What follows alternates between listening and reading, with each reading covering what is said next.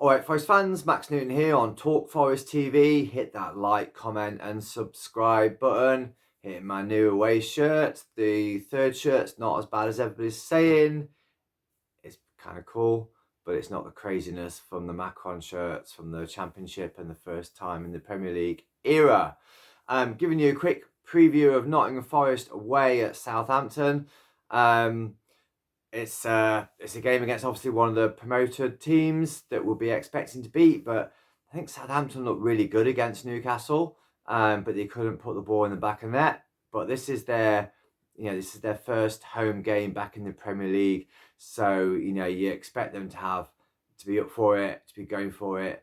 But they play a style of football that is possession based, keeping the ball, but not very incisive. So I expect them to have a lot of the ball, but have a lot of the ball for us to sit deep and wait to get the ball back. And then when we get the ball back, we'll do what we do. And I think we're going to win the game 1-0 because I don't think Southampton have got the cutting edge to score, to turn their possession into goals. And I think we do. I think our starting lineup will be Matt Sell's keeper.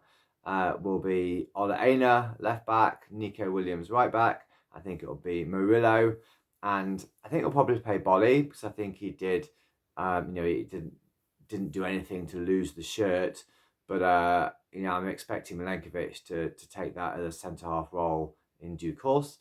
I think up front we'll see Chris Wood, Callum Hudson-Odoi, Anthony Elanga, Morgan Gibbs-White, Sangare, and obviously.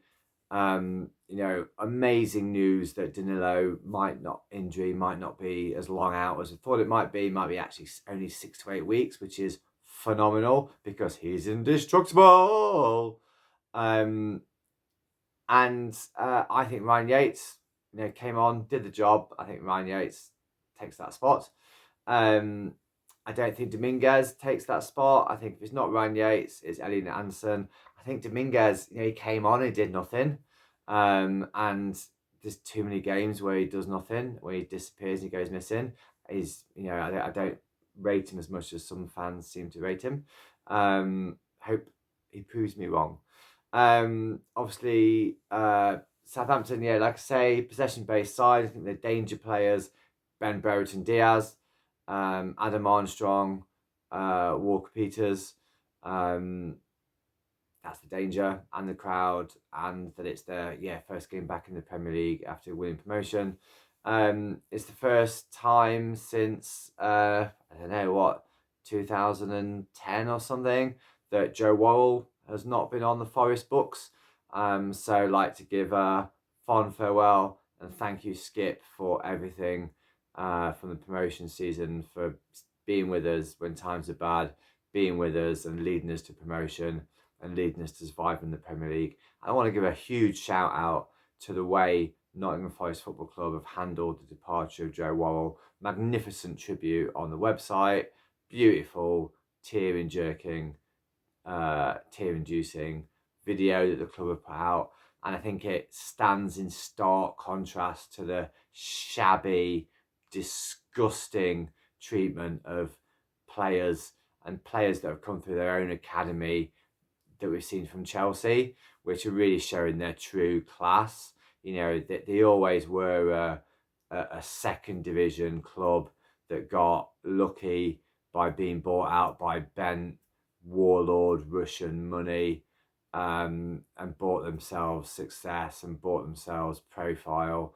And they've always been a grubby, horrible club with grubby, horrible fans. And now they're treating their players in a grubby and horrible way.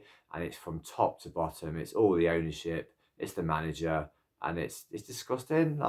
They're football players and they earn shitloads of money. But they're human beings at the end of the day. And the way they're treating Conor Gallagher is just disgusting. And you know what? Where's the PFA? Where's the PFA in all this? I've not heard them say a word.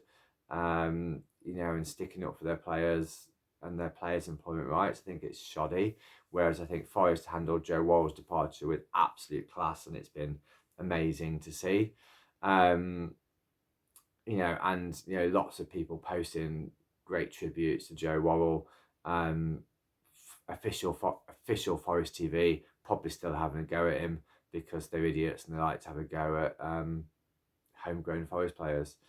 So for the result, I'm going to predict. I said 1-0 win to Forest. Ryan Yates to score the goal away from home. Shut up the haters. And yeah, you know what? It's a game where a draw's okay. A draw's all right. A draw's all right. Away from home in the Premier League, a draw's all right. Defeat, yeah. But a win sets us up nicely. A win takes all the pressure off the next home game, and the win just like eases us nicely above all the newly promoted teams. I think Leicester are going to get a point deduction.